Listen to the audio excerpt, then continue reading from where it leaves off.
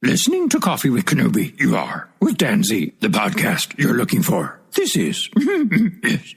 This is nonsense. Oh, goberfish. Why were you banished, Jar Jar?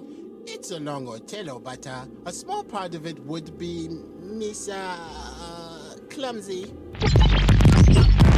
Arby? Arby! These are so smiling to see in your side. Good to see you again, Jar Jar. Senator Padme. These Apollos here.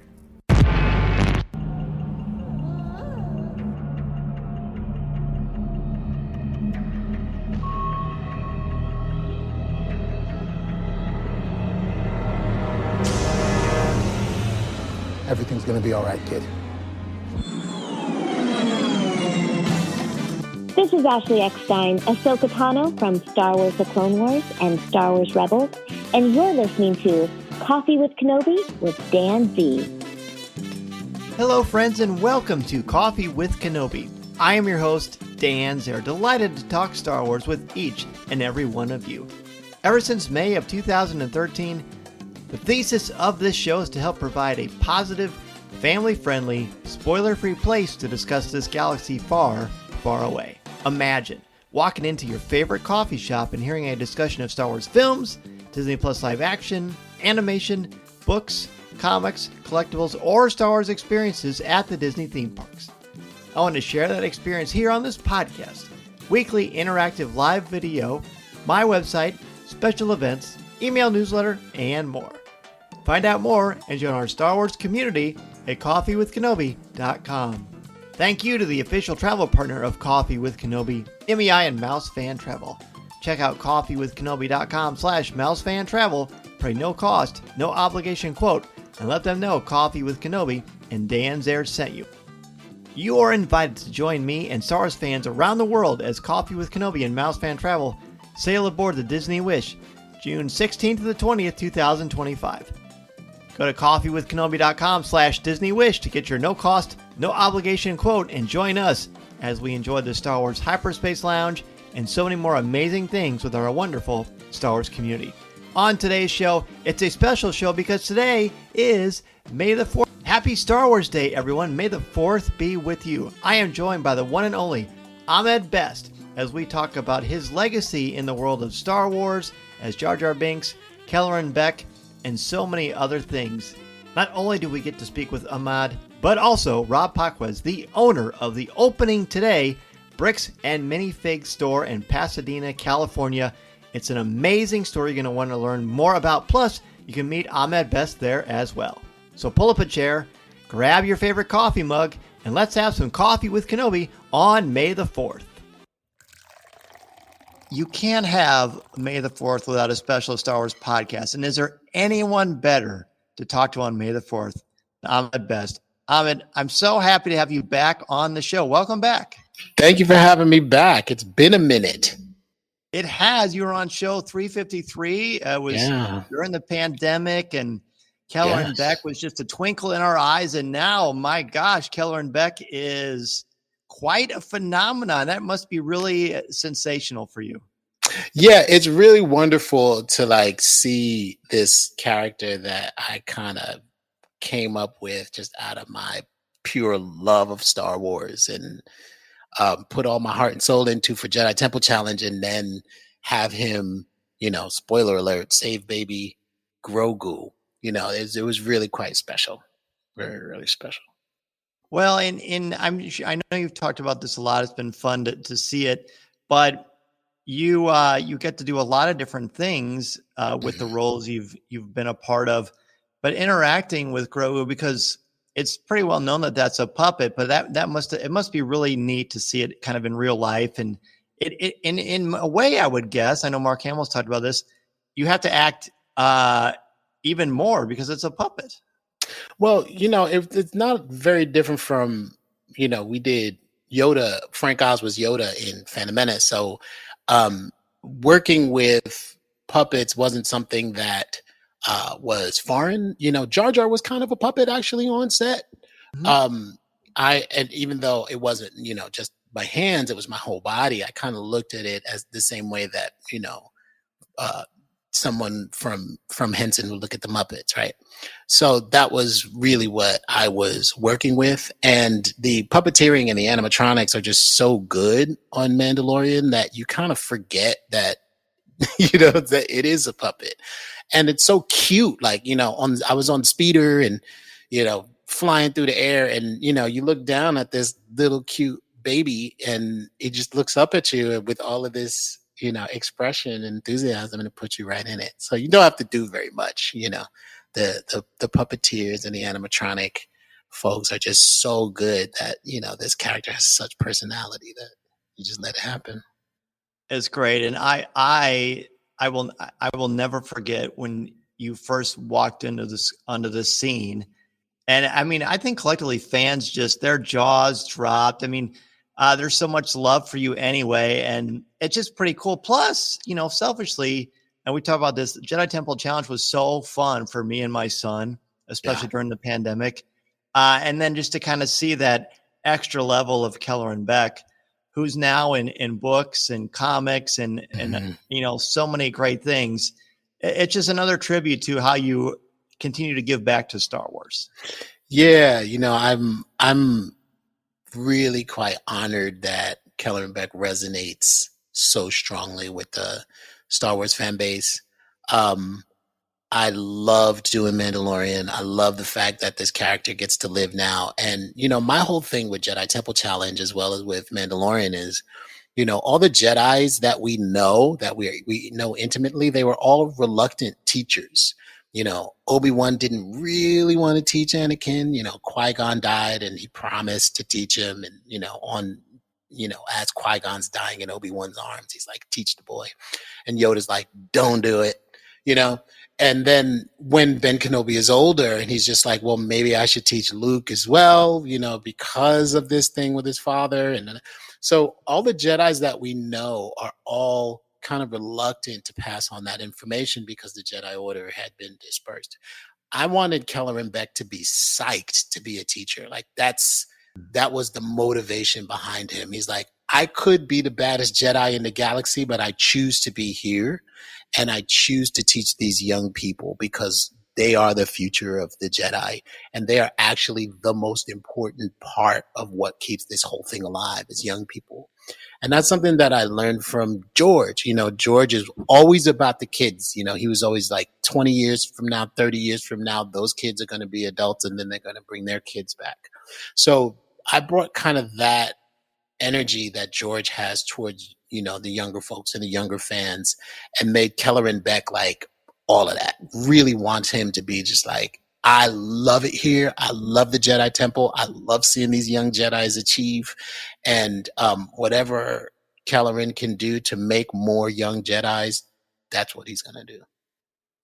And that's great. And my day job, I'm a high school teacher.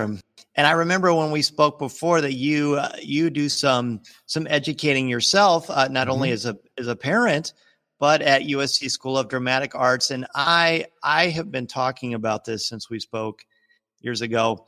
Your knowledge of cinema and performance was something that I've actually been using some things you said in the interview. I've played clips of it in my classes, in my mythology classes, because I would love to sit in your classes and just kind of absorb your knowledge. And how cool that you get to do that as an actor and a performer, and then as an educator in your own right. Yeah, teaching wasn't anything that I planned on doing this soon. I always saw myself further down the line, teaching a class. And I always heard that Mike Nichols, the director Mike Nichols, he always had a class going, regardless of whatever he was doing as a director, but he always managed to have an acting class. And I always loved that, like here's Mike Nichols, one of the best directors, that we've seen ever. And he still finds time to be an educator. And I've been passionate about education pretty much all my life. So, teaching at SC has really changed me, because you get invested as an educator. You get invested in the people that you teach. And when that spark happens, when a student gets it, there's just like no better feeling.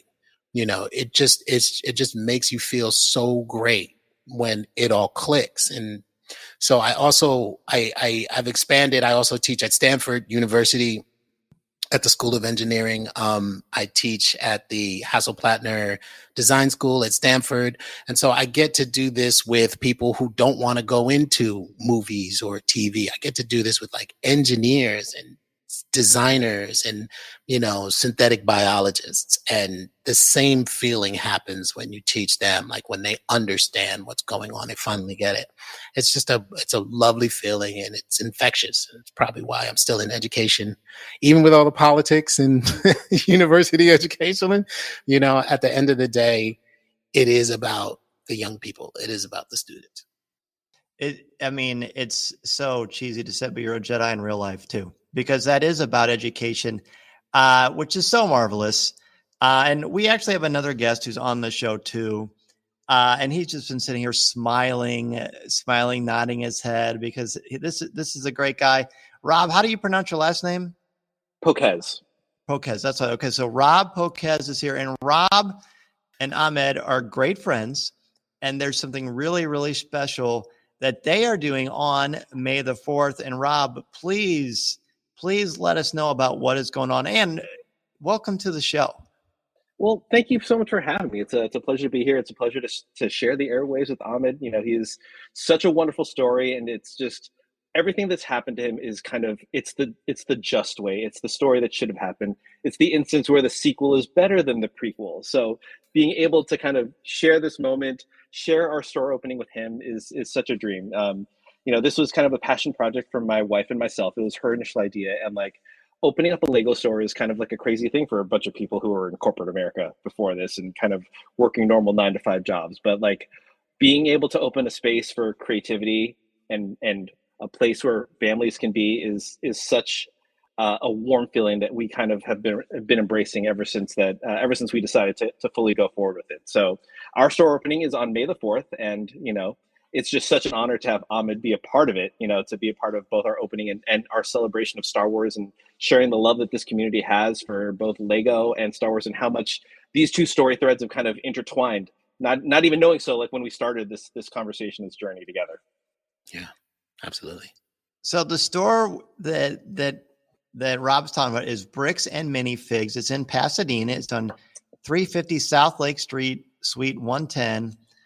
Again, right in Pasadena. And it's going to be spectacular. Just now while we're talking, you and I talked before the show started, you've got all these Legos behind you. You're obviously a Lego fan. And you're a Star Wars fan. How do you and Ahmed know one another, and how did this collaboration begin? It's like family. I worked at Lucasfilm as a PA during the Phantom Menace. So I was kind of working on the tail end of episode 1 into episode 2.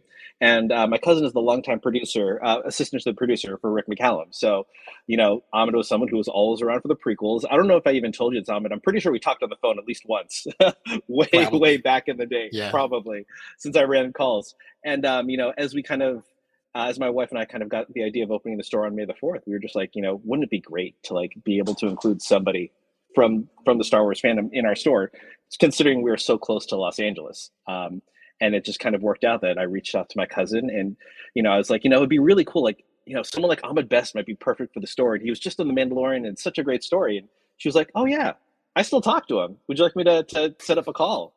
And from there, it just happened, and it's been great ever since. Yeah, Rob hit me at the exact right time, because I started working with this company called Pop-Up Con, which is like conventions in mom and pop stores, and oftentimes at these big conventions, you don't really get a chance to be personable with folk, because it's a factory and there are just so many people out there. And also there are all of these like small mom and pop stores that really love these things, that either will go to convention and get things signed and bring them back, or they would share this love with their community and try to find more people to find out about it and to know about it. So Pop-Up Con came about because I wanted to do a lot more personable convention situations, but I also wanted to bring attention to these really wonderful small businesses, these mom and pop stores that are really deep inside these like specialty cultures. And so when our D's called me, I was like, oh, this is perfect. This is exactly what I've been looking to do with Pop-Up Con. Like I really wanted to find these like beautiful like subculture mom and pop stores. And I've been involved with Lego for a long time. Like Lego Star Wars, I've been in a couple of the movies, and I've done a lot of the voices for Lego products, and Jar Jar's been a Lego for a while. And so it was just perfect. It was just like serendipitous that RDs called me and Rob and I connected. Yeah, I didn't even know about the Kelleran Beq set when we started our conversation. And I didn't know about the new Jar Jar Binks being part of the Phantom Menace Brickheads. Like all of this stuff kind of happened. I'm like, oh my God, this is just so perfect all around for everybody. Yeah. It's completely meant to be. And there's another layer to this too, like sort of the pedagogical side of me is like, so Lego is really about, there's a teaching aspect to Lego, isn't there? Mm-hmm. Isn't there? I actually have a friend of mine, and years ago he had a stroke, a pretty serious stroke. And on a whim, his wife came home and brought him a Lego set, and he started putting it together. Mm. And that led to another and another. And then over time, his brain started to rewire itself because he was building these Legos. And it's an incredible thing, but it's also not a surprise, really, is it either? And Ahmed, you're a dad. I'm sure you and the kids played Legos and built Legos, and there's just something about that, isn't there? Yeah, and it's a lot of it is the sets that you get and try to build the sets. The thing that I love about bricks and minifigs in Pasadena is you can get these pieces that aren't necessarily a part of a set and use them as sculpture material to make whatever you want to make. And that's a level of Legos, like the master builder level of Legos, that makes that store special, right? That makes it different from just buying a Lego set off of Amazon. It's also a community building place, right? Which is really that's the educator part of me that comes out as well. It's like, here is a place where we can all come together and do this thing and talk about this thing and get together. And if there's anything that needs to be promoted in education right now, it's this idea of community and dialogue and building together. Like that's what we need to be doing to create that future that we all want to live in. And places like Bricks and Minifig in Pasadena, it brings all of these people from these different backgrounds, from the diaspora of Lego lovers, into a room to be able to craft and create and have these conversations. And it's just everything that I'm about. So I just love that about Bricks and Minifigs. It's this whole idea of community. It's pretty epic, isn't it? And not only is it that community, but because of the store and because it's May the 4th, there's some special things to bring in more people to add to our wonderful community. So let us know, Rob, about the cool things that are happening for the first 100 customers. Oh, yeah. For the first 100 customers, we've designed an exclusive and special minifigure that has our kind of rose logo. So Pasadena is known for the Rose Parade and roses. So we designed a special, unique rose brick and kind of branded that as our logo. And then, of course, being May the 4th, there is a Star Wars version, a sci-fi version of that particular rose logo that will be out. So the first 100 customers get to choose. Do you want to have the light side torso or the dark side torso? So that'll just be a gift for everybody. And then throughout the day, we're going to have a bunch of giveaways. We're going to have a spin wheel where you can win a prize. There are going to be raffles. So everyone who comes into the door will get a raffle ticket, and everyone who makes a purchase will get additional raffle tickets that they can choose to enter for one of the drawings. A couple of them will be some autograph material from Ahmed if they can't make it to the signing window. They can still win a brick saber or a signed set from Ahmed that will be given by us. And then we also have one other special guest who's coming in too. If you watch the reality TV series Lego Masters, the most recent season co-winner, Christopher Lee, will be there as well for another part of the day. And then it's just after that will be featuring a lot of sets and stuff that we've kind of compiled over the last year as we were kind of dreaming the store and putting it together. We've put together an amazing collection. Even some of the hardcore Lego and Star Wars fans are seeing stuff that they've never seen before, that have kind of entered the doors of the store. So I think it's going to be a great place to celebrate Star Wars, Lego, and everything. And knowing you can go there and get, like Ahmed said, specific pieces, like pieces that maybe you were missing, or that you thought, oh, you know what, I would like to try this. Or you're just going to get a bunch of inspiration, which is so cool. Honestly, this is a store that we have needed for a really long time. And Ahmed, you're obviously going to be there. Tell us about your participation and what people can expect when they get to see you there. Yeah, I'm going to bring I'm there to actually just promote the store and let everybody know that it exists in this place. You can come and you can, use these Lego materials to sculpt. I'm going to be doing kind of like the convention thing. I'm going to be doing a lot of signings.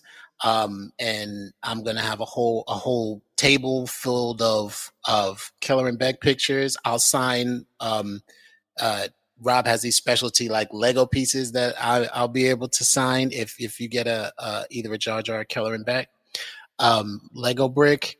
And I'm just kind of there to meet people, like I said, I don't do a lot of conventions. Every once in a while I'll do a couple, but a lot of the reasons why I don't show up to a lot of conventions is because I have ADD, and sitting in one space for a long time, that kind of just makes me a little bit crazy. But I genuinely love and respect the entire fandom of Star Wars. And, the people that usually come up to me, especially the Jar Jar fans that come up to me, are usually people who are like socially anxious, or they have autism, or are special needs people. And I have such a large place in my heart for all of those people, especially because they identify with Jar Jar. So I'm really looking forward to meeting, everyone, but especially being able to have a little bit more time to spend with people who come up and want to meet me. Amen. And that, I think that is worth it itself. If I was in the area, I would happily race down there. I mean, next time I'm in California, I've got to make sure to make that visit. And I mean, of course you bring up Jar Jar, and how could we not talk about Jar Jar? We're very close to the 25-year anniversary 25 years of Star Wars Episode 1, The Phantom Menace, and you have not aged a bit. So I'm a little more gray than I was. It's the lighting, man. It's the lighting. Jar Jar is so beloved. I told you last time, I'm not sure if you recall, but all my kids love him. We all laugh together. I'm like when we're watching the Three Stooges. It just brings so many smiles. I was happy to see that Hasbro has a new retro figure done in that Kenner style, but of Jar Jar Binks. His legacy is, undeniable. But does it seem like it's been 25 years since you performed as Jar Jar Binks? I mean, emotionally, no. Physically, like, I don't know if I can do half the things I did as Jar Jar anymore. It takes me a little bit longer to get out of bed these days, but time has definitely flown by. I mean, 25 years, it feels like it was, yesterday. And everyone who has been a part of the Phantom Menace, whether we talk regularly or not, we all have a special bond. It feels like family. It's funny. We were at the premiere of the last Star Wars feature, The Last Jedi, and at the after party, the thing that was so interesting was like every generation of Star Wars cast all squatted up. So I was just like walking to like, oh, let's talk to the original cast. Let me go to the sequel cast. And then there was the prequel cast. And Anthony Daniels was a part of all of them, He was just like bouncing around because of the ubiquity of C-3PO.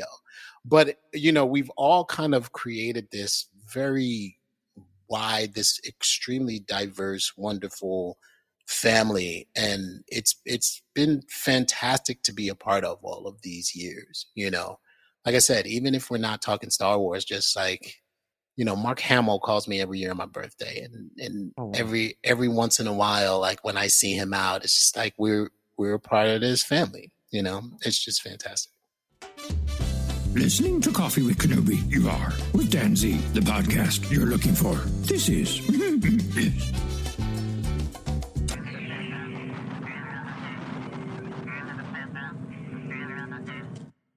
That's great. Well, I can't think of a better way to end it than that. Well, Rob, best of luck to you and your wife on the opening of Bricks and Minifigs. Again, openings on May the 4th, located on 350 South Lake Avenue, Suite 110 in Pasadena. It's going to be absolutely tremendous. And Ahmed, always a pleasure to chat with you. Thank you again so much for sharing your time and talents here on Coffee with Kenobi. And I always look forward to more from you in the future. My pleasure, Dan. Good to see you again. Thank you so much. There you have it. A huge thank you to Ahmed and Rob for coming on and talking about the amazing new store, Bricks and Minifigs, as well as, of course, the legacy that is Ahmed Best. All the great things he has done for Star Wars. Is such an awesome guy. What a pleasure to speak with him. What a pleasure that you are sharing May the 4th with me. I want to thank you so much for joining me. If you want more Coffee with Kenobi, you can certainly go to coffeewithkenobi.com for Star Wars news, announcements, reviews, videos, and so much more. The official travel partner of Coffee with Kenobi is MEI and Mouse Fan Travel. Go to coffeewithkenobi.com/mousefan-travel for a no-cost, no-obligation quote. And as I mentioned at the top of the show, if you want to join us on the Disney Wish Summer, June 16th to the 20th, 2025, or if you're curious about it, you can definitely get your no-cost, no-obligation quote specifically for the Disney Wish Coffee with Kenobi Mouse Fan Travel Cruise, easy for me to say, at coffeewithkenobi.com/DisneyWish. CWK Live will be this Monday at 7 o'clock p.m. Central Standard Time at coffeewithkenobi.com/live, where you can share your top 5 moments from the finale of Star Wars The Bad Batch, The Cavalry Has Arrived. And if you want to comment on your reflections of the show or anything Star Wars, if you want to show off your May the 4th goodies that you found or your experiences at the theater seeing The Phantom Menace, go to our Facebook group at coffeewithkenobi.com/community. Coffee with Kenobi is possible because of the members of the CWK Alliance. Looking at all of you out there who are currently members of the Alliance, I want to thank you. Because of you, this podcast, CWK Live, event coverage, and so much more comes to life. Find out how you can help the show for as little as $1 a month by joining the CWK Alliance, and you will receive access to CWK Pour-Over, an exclusive weekly audio and video podcast not heard anywhere else. This week we talked about the finale of the Marvel Comics series from 1984, Secret Wars, and we're talking a lot about the X-Men 97 Disney Plus series as well. Find out more and join the CWK Alliance at coffeewithkenobi.com/CWK Alliance. And 10% of your monthly contributions go directly to St. Jude Children's Hospital. Got a question, have a suggestion for a future topic on the show, anything like that, certainly email me, danz at coffeewithkenobi.com. You can also find me on X, Instagram, and Threads, as well as LinkedIn. Coffee with Kenobi is on social media such as X, Instagram, Threads, Pinterest, TikTok. You can give the show a like at facebook.com/coffeewithkenobi. Or subscribe to Coffee with Kenobi's YouTube channel where you can find over 700 videos. How did I have time to do that? I don't know, but I hope you watch them, and I hope you give them a like. Please take a couple of minutes to rate and review the show on Apple Podcasts, as well as Spotify. And if you like the logo, go to coffeewithkenobi.com/shop for your own t-shirt, hoodie, sticker, or more. Finally, if you need a speaker for an upcoming event, you can book me to come to your school, conference, business, or organization. I'm happy to talk with your group about how to tap into your strengths, bring out your very best, discuss mythology, or customize a presentation to fit your specific needs. Thank you so much for joining me for a virtual cup of coffee on this special holiday. And anytime you listen to Coffee with Kenobi, I appreciate your time and look forward to the next opportunity to talk Star Wars with you. I'm Dan Zehr, reminding you that this is the podcast you're looking for. Happy Star Wars Day, everyone.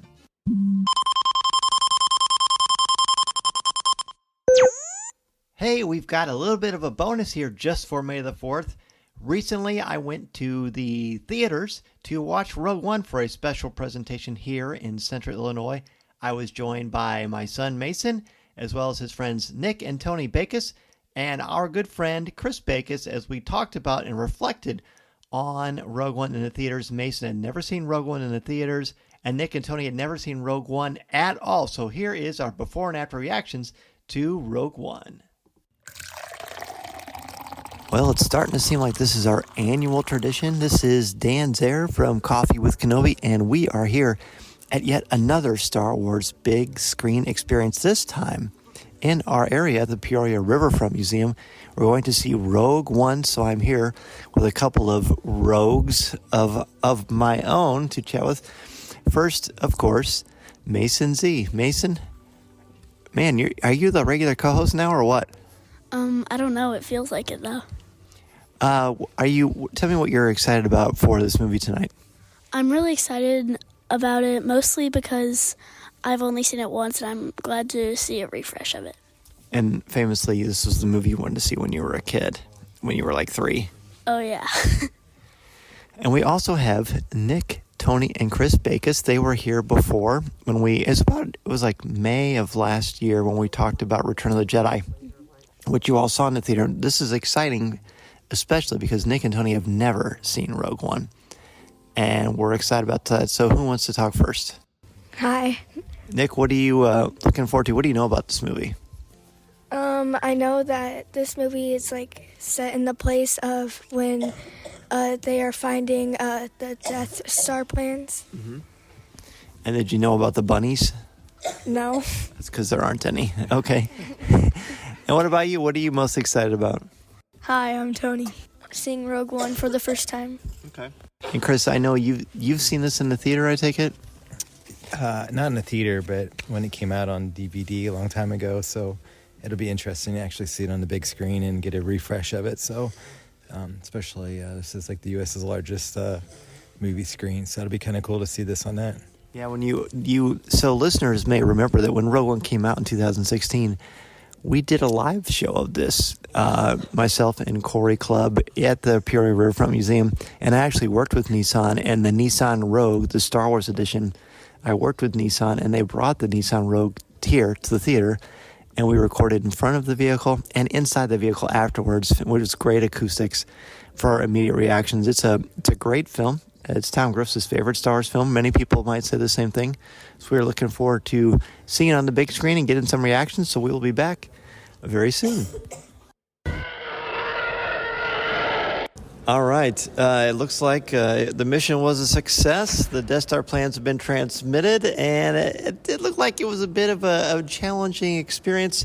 So let's see what our fellow rogues thought about the movie on the big screen. Mason, you've seen it once before. You were younger, and you've never seen it on the big screen. Tell me kind of your experiences and what you thought.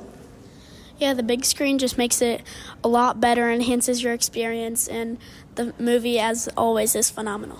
I really liked the movie. It had like lots of suspense, and it was very action-packed. Do you think it was a lot different than the other Star Wars movies you've seen?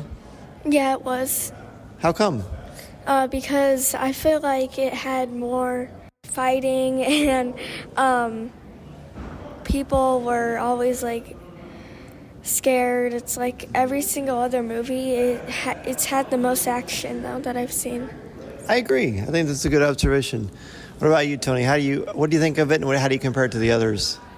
I liked it a lot on the big screen because you could feel like the noises in the ground, and it's different from the other ones because I think it has a lot more action than the other ones because of all the fighting and the Death Star, finding the Death Star plans and overcoming the obstacles. So what about you, Chris? You saw it before, you said, on Blu-ray, but of course seeing it here is a whole different experience, and seeing it with your kids, of course, adds to the whole thing. Yeah, I think the one thing about this movie is that like all the heroes die, and when you're looking at the other movies, usually the heroes are alive, or maybe only one or two, perish. But it's kind of a sad movie, and you're like all excited into it, and then next thing you know, your hero's gone. So, but no, it was an awesome experience, and definitely think that this theater is something that I should come back and watch other Star Wars movies at. So, I very much agree. So Nick, you had a reaction that I think maybe your dad kind of nailed it. Just the fact that the bad, I don't know. Do you think the bad guys win? I don't know if the bad guys win, But the good guys, well, they die. Tell me, were you surprised by that? Well, not really, because have like lots of like troops and stuff. Like it could easily outnumber them, and the rebels they have like barely any. So. Right. What about you? The fact that the bad guys or the good guys die. What did you think about that? Yeah, and you can see how there would be a point of good guys winning. You can also see a point of bad guys winning. It's a little bit of equality, but I think the good guys win because in the end, as you see, Darth Vader looks as the ship with the plans goes to the rebellion. Right, and it in the end of this transitions perfectly to the beginning of A New Hope when the ship is racing with Princess Leia with the plans. I think this movie, more than maybe any of them, puts the war in Star Wars because there's real cost, there's real death. You mentioned there's real fear, and there's a lot of danger. And Tony, you mentioned a lot of action, but this action feels like a little more grown up. Do you think? Mm-hmm. Yeah, I think it seems a lot more grown up than the other ones because there's more people dying, like the heroes. Like my dad said, like there's only like 1 or 2 that perish in normal movies, but in this one, like every single one died. Yep, it's absolutely true. So, Mason, you said right away, I know my top 3 favorite characters and I know my favorite scene. Mm-hmm. So let's all do our favorite 3 characters. So why don't you go first? Okay, my 3 favorite characters is, I'll start at number 3. I would probably say Jyn Erso. I would say my 2 would be K2SO. And then my 1 would easily be Chirrut. Chirrut Inway? How come? I don't know, he just gives that kind of feeling. And when he says, I'm one with the Force and Force is with me, it kind of reminds you of faith. Oh, yeah, he's very much the epitome of faith. And so people have asked me, is he a Jedi? No, he's Force sensitive, but he doesn't have the Force. So he can kind of sense it, but he can't control it or manipulate it. But he's able to be in tune with it. And I think that makes him really cool. Do you know what your 3 favorite characters are? Yeah, my first one is Kay. My second one is Jen, and my third one is... Cassian Andor? Yeah. I don't remember the characters' names, but you can describe them, I'll help you. The one guy that didn't actually have the Force, but was... Oh, Chirrut? Chirrut, yeah. And then I like his friend. Baze Malthus. More so that gun that he had. I thought that was a pretty awesome gun. And then I think Jen was a pretty rockin' character. Yeah, she's terrific. Yeah. What about you? Chirrut, Inway, Jen, K2SO. What do you like about K2? He's funny. Yeah. He's really, really funny. I guess I should go. My favorites are, I love Galen Erso. I just think he's a fascinating character in his ultimate sacrifice to keep his daughter safe and to work with the enemy to try to make sure there's a flaw. Because the great thing about this is that there is no Luke Skywalker in New Hope without Jyn Erso and Galen Erso. My second one, I like the characters you mentioned. I like Cassian, but he's hard to kind of like because he's so gruff, but you understand why, especially if you've seen the Andor Disney Plus series, which is definitely not for kids. Have you seen it, by the way? It's very heavy. Okay. It takes place before this. Okay. And it shows how he gets to be how he is. But my other favorite character is Darth Vader. Darth Vader does not have a lot of scenes in this, but oh my goodness, is he frightening. Like, he is an absolute terror, which leads me to, you mentioned your favorite scene. What's your favorite scene? My favorite scene easily is just Darth Vader chasing the rebels in their ship. And he's like, all the rebels are like, oh no, get us out of here. And he's just like calm and breathing and gets them. But I didn't think of him as a character because when I thought of that, I thought like good guys who helped the rebellion. Absolutely. Well, did you see when he raises that guy in the air and he cuts him in half as he's walking past him? Yeah, it really shows that he is scary. Because it's hard to imagine for you guys because you see him at Walmart on cereal boxes. But Darth Vader, when he came out, scared people. He scared people. Do you have a favorite scene? The one when they were raiding and bombing Scares. Yeah. It's like 30, 40 minutes of complete action. What about you? Mine's like the parts or like what you could say scenes where it's Jen she has like the database or whatever they call it, and like that one Imperial guy is trying to like get her or kill her, and then like it switches from that scene to like the other scenes where they're like fighting, and then it goes back and forth. Like I feel like that's the most part where it's action packed.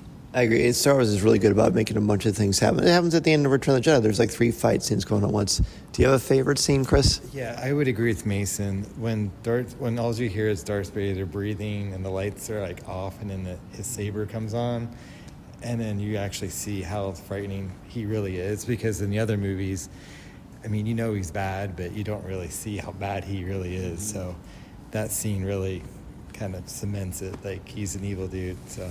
You want to hear something cool? When they were filming this, it wasn't originally planned to put that in there. But they thought it would be cool to have more Darth Vader. And then the guy who did Lord of the Rings, Peter Jackson, the story goes that he was on set that day, and he helped to kind of direct that sequence. And that is also my favorite scene, because I think it's the scene we've always dreamed about, seeing Darth Vader in live action, seeing why he is the most dangerous man in the galaxy, and using the Force. And now they have better special effects, so they could do that. But he was an absolute terror. And I don't know, like I said, we saw this for the first time here. We're sitting in this room. We had the massive Nissan Star Wars Rogue in here. We sat in the car. Uncle Bill was with us, actually. We talked about this movie. And it just blows me away because it's so heavy and so powerful and so different than the other movies, and in just a really unbelievable way. So any last minute things you guys want to say about Rogue One and this entire experience before we sign off? I have one thing. Yeah. I have another favorite character. It's Sharud, because like it's the fact that he's like blind and he's super like good at combat. It's amazing. Yeah. Yeah, Donnie Yen is the actor. He's a really famous martial artist, and you can tell he's great. Also, Troop reminded me of, if you've ever seen Avatar The Last Airbender, Toph Beifong. So I'm not going to give any spoilers, but he did. Good call. Anything else? All right, well, on behalf of Nick, Tony, Chris, Mason, and myself, thank you so much for joining us for this little special bonus episode where we got to enjoy Rogue One in a theater. This podcast is not endorsed by the Walt Disney Company or Lucasfilm Limited. It is intended for entertainment and informational purposes only. The official Star Wars website can be found at www.starwars.com. Star Wars, all names, sounds, and any other Star Wars-related items are registered trademarks and/or copyrights of Disney and their respective trademark and copyright holders. All original content of this podcast is the intellectual property of Coffee with Kenobi unless otherwise indicated. This is the podcast you're looking for. There's no one here.